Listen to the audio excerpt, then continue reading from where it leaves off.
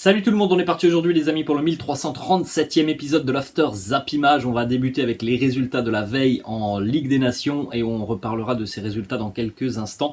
Regardez donc les résultats de la veille avec notamment la victoire du Portugal face à la Suisse 4-0, la victoire aussi pour la Serbie 4-1 face à la Slovénie, le match nul entre la République tchèque et l'Espagne, victoire aussi pour la Norvège chez son voisin scandinave suédois. On continue les amis avec pas mal d'informations en ce qui concerne l'équipe de France qui sera en déplacement ce soir du côté de Split pour affronter la Croatie. Première information, déjà c'est une très bonne nouvelle, Didier Deschamps a effectué hier son retour avec l'équipe de France et il a donc pris en main la séance d'entraînement de la veille. On nous rappelle évidemment que Didier Deschamps a perdu malheureusement son papa il y a une semaine. On jette un coup d'œil les amis aux compositions d'équipe probables de l'équipe de France pour ce déplacement ce soir en Croatie. Voilà la composition de RMC. Vous pouvez faire un petit arrêt sur image pour découvrir donc le 11 des Bleus selon RMC. Tchouaméni, Guendouzi au milieu de terrain, Kimpembe, Saliba, Pavard,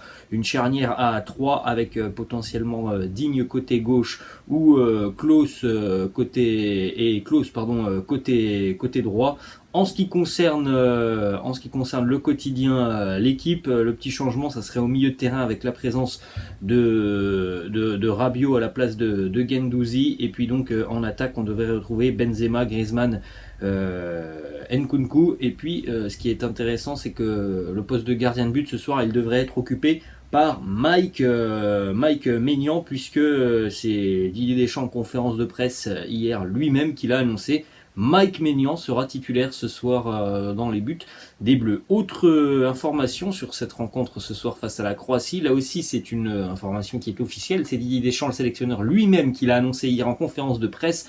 Capitaine de l'équipe de France ce soir, Presnel Kimpembe. Ça sera évidemment quelque chose de fort pour Presnel Kimpembe. Et on a vu que l'un des chantiers du côté de l'équipe de France, c'est véritablement l'aspect défensif, où on manque tout de même de cohésion et de solidité. Petite déclat d'ailleurs de Presnel Kimpembe. Alors là, ça concerne plutôt le Paris Saint-Germain. Kimpembe qui nous dit: j'attends de rencontrer la future direction sportive par rapport au projet du club.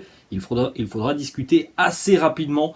Les amis, on rappelle tout de même que, par exemple, l'été dernier, Presnel Kimpembe était déjà au centre de rumeurs de départ. Cette année, ça démarre aussi fort sur ce mercato, puisque déjà depuis 2-3 semaines, on entend beaucoup d'informations qui annoncent que Thomas Tuchel aimerait faire venir Kimpembe du côté de Chelsea. Donc à faire suivre sur les prochaines semaines. On enchaîne les amis avec quelques informations et déclarations. Premièrement, Karim Benzema, la défaite face au Danemark, qui nous dit: c'est un rappel à l'ordre ou pas un rappel à l'ordre? On perd ce match et on est tous très déçus. Mais bon, on ne va pas baisser les bras. Il y a un match qui arrive très vite lundi. Donc on va vite basculer en Croatie et essayer de faire un bon résultat. Ce soir, c'est une rencontre entre deux équipes qui ont mal démarré cette Ligue des Nations. Les Croates ont été battus aussi à domicile vendredi dernier, 3-0 par l'Autriche. Une petite déclat de Vinicius Junior, puisque Benzema espère affronter le Brésil en finale de la Coupe du Monde. Vinicius a dit à Benzema: mais je pense que ce ne serait pas une bonne nouvelle pour lui de nous affronter. Évidemment, voilà, ça se chauffe un petit peu entre les deux internationaux. On est encore très loin du mondial les amis. Une petite photo qui a été postée hier par Kylian Mbappé sur ses réseaux sociaux et notamment sur Instagram lors d'une séance d'entraînement, lors d'un petit footing. Kylian Mbappé juste à côté de Karim Benzema. Bon, évidemment beaucoup de com derrière cette photo publiée par Kylian Mbappé pour faire redescendre un petit peu la pression autour des événements qui se sont déroulés depuis quelques semaines et depuis la prolongation de Mbappé avec le PSG. Beaucoup de médias ou de journalistes annoncent que c'était un petit peu compliqué et qu'il y a pas mal de tensions entre Mbappé et Benzema. Ça ne les concerne pas, les deux joueurs, ils sont tout de même très, très professionnels. Il y a un but commun qui est l'équipe de France. Ensuite, on enchaîne les amis avec une déclaration de Lucas Hernandez qui a la chance de côtoyer Robert Lewandowski en club avec le Bayern et qui a la chance aussi de côtoyer Karim Benzema en sélection. Il nous fait un petit comparatif. Il nous dit: dans la surface, Lewandowski est unique, c'est l'un des meilleurs, avec Karim qui, dans un style différent, est beaucoup plus complet. On est, je pense, assez d'accord avec Lucas Hernandez. On a deux attaquants de grande classe, deux buteurs de grande classe, mais on a tout de même Karim Benzema qui, me semble-t-il, est plus complet que Robert Lewandowski, qui est beaucoup plus dans un rôle pur et dur de finisseur. Karim, ce n'est pas uniquement que la finition. Ensuite, on enchaîne les amis avec deux déclarations d'Aurélien Tchouameni. Premièrement, sur son avenir, le Real Madrid, Liverpool, le Paris Saint-Germain, peut-être Monaco, même si ça semble peu probable. Aurélien Tchouameni qui nous dit « Je ne suis absolument pas troublé par ce qu'il se passe autour de moi, parce que c'est une position dans laquelle j'ai toujours voulu être. À partir du moment où je suis suivi par les meilleurs clubs, ça veut dire que je fais de très bonnes choses. » Bon, il a raison, hein, évidemment. Ce qu'il fait depuis quelques semaines, quelques années, même Aurélien Tchouameni, c'est parfait, hein, pour sa progression. Et oui, les plus grands clubs sont à ses pieds. Ensuite, justement, une petite déclaration de Tchouameni sur son choix. Est-ce que vous avez fait votre choix? Réponse de Tchouameni: non, pas encore. Même si, les amis, toutes les informations qui tombent depuis une grosse quinzaine de jours sont véridiques, hein. Aurélien Tchouameni devrait se diriger du côté du Real Madrid, qui semble être sa priorité. Ensuite, une déclaration du sélectionneur Didier Deschamps sur William Saliba. Il nous dit c'est un vrai défenseur. Il a cette capacité dans le duel, il va vite, il a un bon jeu de tête. C'est quelqu'un qui est calme, serein, avec beaucoup de maturité.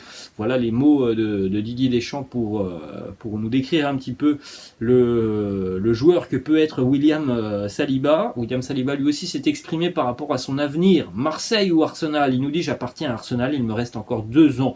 Je serai à la reprise avec Arsenal. J'ai fait 0 match et j'ai quand même envie de leur montrer mon vrai visage et d'avoir la chance de jouer pour ses supporters et ce grand club. Donc voilà, pour l'Olympique de Marseille, ça semble être compliqué. William Saliba devrait retourner du côté de Londres l'année prochaine. Ensuite, on continue les amis avec une déclaration d'Ibrahima Konaté, qui a été assez surpris de recevoir un appel de l'équipe de France, puisqu'on rappelle qu'Ibrahima Konaté a été contacté ce week-end pour rejoindre le groupe.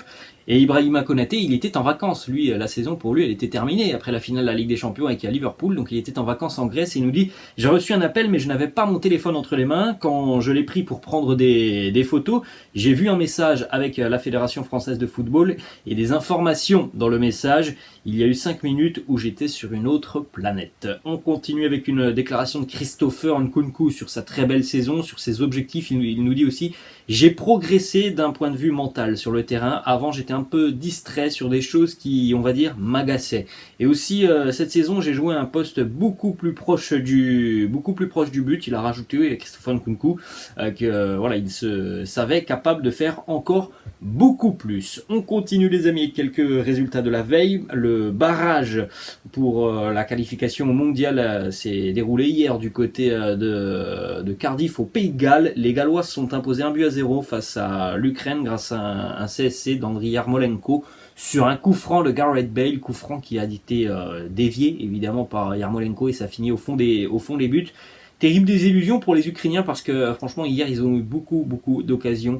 Les Gallois ont été tout de même solides défensivement, mais quand même aussi relativement fébriles, hein. Les Ukrainiens ont réellement manqué d'efficacité. Donc le Pays de Galles est qualifié pour le mondial. Ça sera simplement la 2e qualification des Gallois pour le mondial. La dernière fois que le Pays de Galles était présent à la Coupe du Monde, c'était en 1958, hein. Donc c'était même un exploit majeur évidemment pour les Dragons Rouges gallois. On enchaîne les amis avec une déclaration de Gareth Bale, très heureux évidemment d'emmener la sélection galloise au mondial au Qatar. Il nous dit c'est la dernière pièce du puzzle que nous voulions tous et nous allons la fêter comme il se doit. C'est un rêve, j'ai travaillé pour y parvenir depuis mes débuts. Alors Gareth Bale qui va évidemment continuer, hein. On ne savait pas s'il allait poursuivre sa carrière de footballeur tout simplement. Si ça se passait mal avec le Pays de Galles, il y avait cette option, hein, pour Gareth Bale d'arrêter tout simplement. Bon, voilà, on peut se dire évidemment qu'il va continuer au moins encore un an. Il va devoir trouver un nouveau challenge cet été. Il nous dit à l'heure actuelle, je ne me concentre pas sur ce que l'avenir nous réserve. Son agent a déjà annoncé, hein, qu'il y avait tout de même pas mal de clubs intéressés par Gareth Bale. Ensuite, petite image d'Alexander Zinchenko, le latéral de Manchester City, ému aux larmes hier après cette défaite. C'est même l'arbitre de cette rencontre, Mateu Laos, qui est venu le féliciter. Alexander Zinchenko qui nous a laissé laissé cette petite déclaration. Le football, c'est des émotions et on a réussi à en donner à nos supporters. Parfait, mission accomplie. Malheureusement, aujourd'hui, on n'a pas obtenu le résultat espéré et je suis désolé pour nos supporters. Je pense qu'il y a tout de même quelques regrets côté ukrainien hier parce que cette rencontre, franchement, elle a été globalement dominée par les Ukrainiens. Malheureusement, il y a eu ce manque d'efficacité. Après, je pense aussi que le peuple ukrainien est très fier de son équipe qui a tout tenté sur le terrain. On enchaîne les amis avec la victoire hier, ça concerne la Ligue des Nations du Portugal, 4-0 face à la Suisse avec un doublé de Cristiano Ronaldo, un but pour João Cancelo, un but aussi pour William Carvalho. Regardez la petite déclat de Fernando Santos, le sélectionneur du Portugal, qui nous parle de Ronaldo. Il nous dit que quand on vous dit qu'il est le meilleur au monde, quel mot vous faut-il de plus? La maman de Cristiano qui était présente aussi hier du côté des tribunes à Lisbonne, c'était dans le stade du Sporting. La maman de Cristiano qui était d'ailleurs aussi très très émue après les deux buts de son fiston. Autre résultat hier, la République tchèque tenue en échec à domicile par l'Espagne 2-2 avec un scénario assez fou puisque les Espagnols sont à chaque fois revenus dans le temps additionnel des demi-temps. Ils étaient menés 1-0, ils reviennent à la 45e plus 3 par un but de Gavi et ils étaient menés 2-1 en seconde mi-temps et Inigo Martinez a marqué dans le temps additionnel de cette rencontre. 2 matchs nuls donc pour l'Espagne après ces 2 premières journées de Ligue des Nations. On continue les amis avec cette petite information qui concerne Gavi qui a marqué hier pour l'Espagne. Gavi est devenu hier le plus jeune buteur de l'histoire de la sélection espagnole à l'âge de 17 ans. Bravo au jeune crack barcelonais. Autre résultat hier, la victoire de la Norvège dans un derby scandinave. Les Norvégiens se sont imposés en Suède 2-1 grâce à un doublé d'Erling Haaland. C'est Anthony Elanga, le jeune ailier de Manchester United, qui a marqué pour la Suède. La Norvège est donc en tête de son groupe après 2 matchs à l'extérieur et 2 victoires pour les Norvégiens. Les statistiques d'Erling Haaland avec sa sélection sont tout de même impressionnantes. 19 sélections, 18 buts, 2 passes décisives. Autre résultat hier, cette fois-ci c'était un match amical. L'Argentine s'est imposée 5-0 face à l'Estonie avec un quintuplé de Lionel Messi. Les 5 buts des Argentins hier ont été inscrits par Messi à la 9e, à la 45e, 47e, 71e, 76e minute. 5 buts pour Lionel Messi hier, prestation monstrueuse pour l'Argentin. Il a marqué un but de moins hier en 90 minutes que sur toute la saison avec le Paris Saint-Germain où il a inscrit 6 buts. C'est quand même assez impressionnant comme statistique. On continue les amis avec des résultats hier sur la scène africaine avec notamment le match nul de la Tunisie au Botswana 0-0. Les Tunisiens qui ont d'ailleurs frappé 2 fois les montants, la victoire de l'Égypte grâce à Mostafa Mohamed à la 86e face à la Guinée, 1-0. Match nul entre Madagascar et l'Angola, la République centrafricaine qui tient en échec le Ghana 1-1 et le Malawi qui s'impose 2-1 face à l'Éthiopie. Autre information en Afrique, c'était samedi, le triplé de Sadio Mané qui a permis aux Sénégalais de s'imposer face au Bénin. Et grâce à ce triplé, Sadio Mané est devenu le meilleur buteur de l'histoire du Sénégal. Petite déclat aussi de Sadio Mané qui a été interrogé par des journalistes sénégalais justement par rapport à son avenir en club, Liverpool ou alors un autre challenge. Il lui a posé la question sous la forme de entre le Real Madrid et le Barça, quel serait ton choix? Voilà la réponse de Sadio Mané. Real ou Barça? Ce ne sont pas des équipes que je suis énormément. Mon équipe à moi, c'est Marseille. Ensuite, on enchaîne les amis du côté de Paris. Petite information, Fabrizio Romano annonce que le PSG est désormais prêt à annoncer les départs de Mauricio Pochettino, mais aussi le départ de son directeur sportif Leonardo. Il devrait y avoir du mouvement dans la semaine côté Paris Saint-Germain. Autre information en Ligue 1, le jeune buteur français Hugo Ekitike a accepté de rejoindre Newcastle selon les informations de RMC Sport. Un accord est proche d'être trouvé pour un transfert qui devrait rapporter vraisemblablement 36 millions d'euros au Stade de Reims, plus 10 millions de bonus. C'est fou tout de même pour un joueur qui n'a même pas 25 matchs en Ligue 1. Autre information du côté de la Ligue 1, à Marseille, Pablo Longoria a pris des renseignements sur Miralem Pjanic. Il aimerait se faire prêter le joueur sans option d'achat obligatoire. Le profil a déjà été validé par Jorge Sampaoli. Pjanic est toujours un joueur du Barça qui a été prêté au Beşiktaş. Alors est-ce qu'il a un avenir du côté de Barcelone? Il y a évidemment beaucoup de doutes par rapport à un avenir pour Pjanic côté catalan. Autre information les amis, hier Rafael Nadal a remporté son 14e Roland Garros en l'espace d'une semaine. Nadal remporte son 14e Roland Garros, le Real Madrid a remporté sa 14e Ligue des Champions. Nadal est un grand fan d'ailleurs du Real Madrid. Et on enchaîne les amis avec d'autres informations. Mercato, Nemanja Matic, fin de contrat avec Manchester United, est sur le point de s'engager librement avec l'AS Roma de José Mourinho. Les deux hommes se sont d'ailleurs côtoyés du côté de Manchester United. Autre info en Angleterre, le départ de Sadio Mané de Liverpool pourrait pousser les Reds de Liverpool à tenter le tout pour Christian Pulisic, l'ailier de Chelsea. Autre information, cette fois-ci c'est à Manchester City, plusieurs infos qui sont tombées hier d'après plusieurs quotidiens anglais. Raheem Sterling voudrait attendre la fin de son contrat pour partir libre en 2023. On en saura certainement plus après la trêve internationale.